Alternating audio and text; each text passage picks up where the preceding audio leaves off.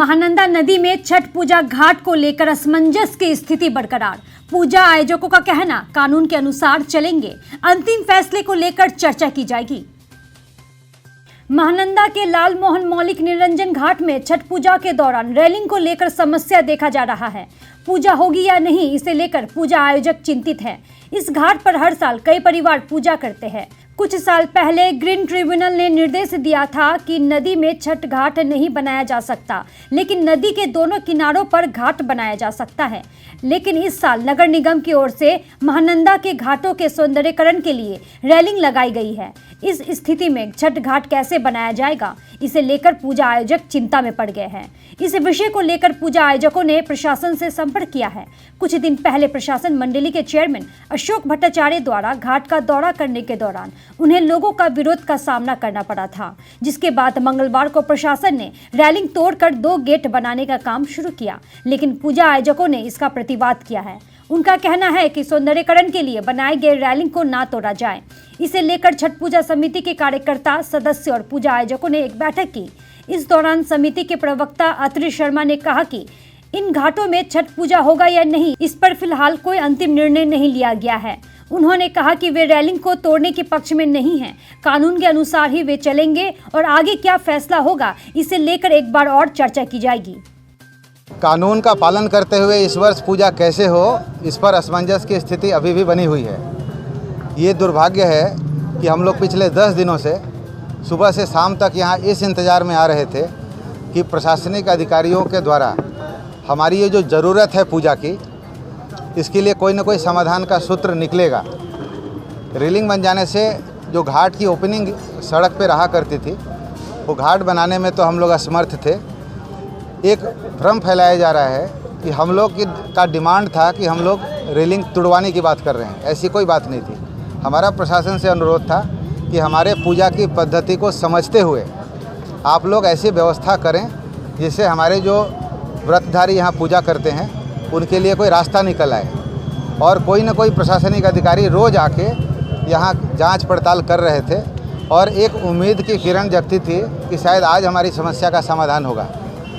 और आज 7-8 दिन के बाद भी हमें कोई जानकारी हमारी बैठक शुरू होने तक नहीं मिली थी। बैठक जब हो रही थी उसी बीच पता चला कि कॉरपोरेशन से यहाँ रेलिंग तोड़ने के लिए आए हैं और पुलिस भी साथ में थी।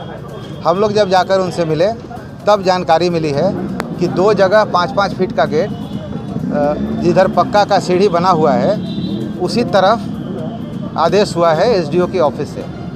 अब हम लोगों ने उसके बाद वापस पुनर्विचार किया कि जो प्रशासन की तरफ से कार्रवाई हो रही है इस पर कोई सलाह मशवरा पहले जब रेलिंग हुई तब तो हुआ ही नहीं था, और ये जो तोड़ने का निर्णय हुआ है इस पर भी हम लोगों से कोई बातचीत नहीं की गई है। हम लोग को अगर पहले पता होता कि सिर्फ 2 रेलिंग ही तोड़ने का आदेश हो रहा है तो हम लोग आग्रह करते कि आप मत तोड़िए।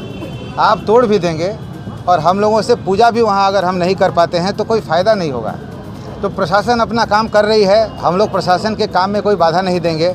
लेकिन हम लोग जब यहाँ विचार कर रहे हैं तो हमारे पास 2-3 तरह की समस्या है।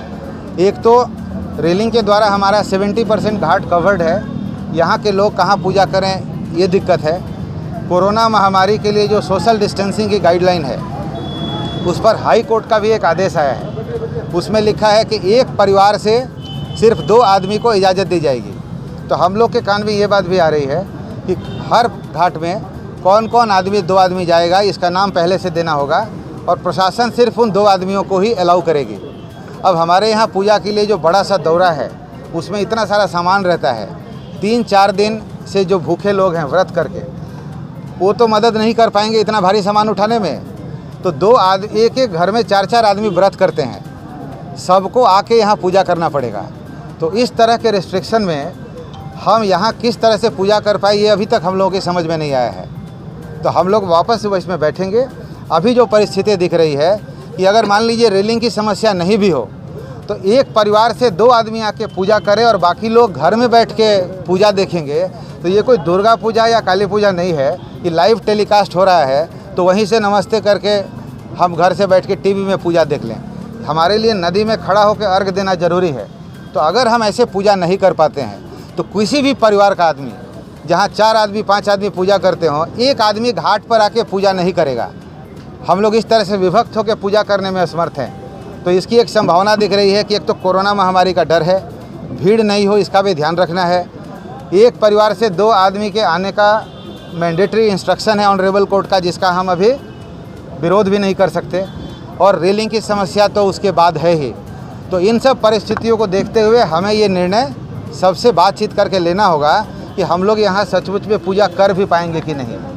इसमें किसी से व्यक्तिगत विरोध की बात नहीं है, लेकिन हम कानून तोड़ के पूजा करके भी किसी को समस्या में नहीं डालना चाहते। तो हम लोग उनके साथ दोबारा बैठेंगे और एक चर्चा होगी। उसके बाद ही अगर यहाँ पूजा होती है तो समिति का जो ये कैंप बन रहा है, हम उनको सहायता करने के लिए कैंप बनाएंगे। और अगर ऐसा हमें पता चलता है कि यहाँ कोई कोरोना के कारण या एक परिवार के 2 आदमी ही आएंगे बाकी नहीं आएंगे इस कारण से, या रेलिंग बन जाने के कारण, घाट नहीं बना पाने के कारण कुछ लोग अगर यहाँ पूजा नहीं कर पाते हैं, तो फिर ये हमारा कैंप भी इस साल यहाँ नहीं रहेगा। हम लोग देखेंगे, हाई कोर्ट का ऑर्डर है, हम लोग उसके खिलाफ हाई कोर्ट में या सुप्रीम कोर्ट जाएंगे।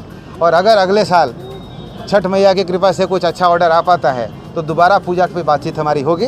सबके साथ हमारा सहयोग बना रहेगा। हम लोग आप लोगों को दोबारा इस पर ब्रीफ करेंगे कि हमारा अंतिम निर्णय क्या हुआ।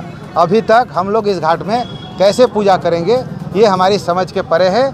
हम लोग अभी सारे व्रत करने वाले लोगों के साथ, जिनका घाट है, उनसे चर्चा करके यही समझे हैं कि अभी तक हम कोई निर्णय नहीं ले पाए हैं कि यहाँ कब से पूजा होगा और कितने लोग पूजा करेंगे।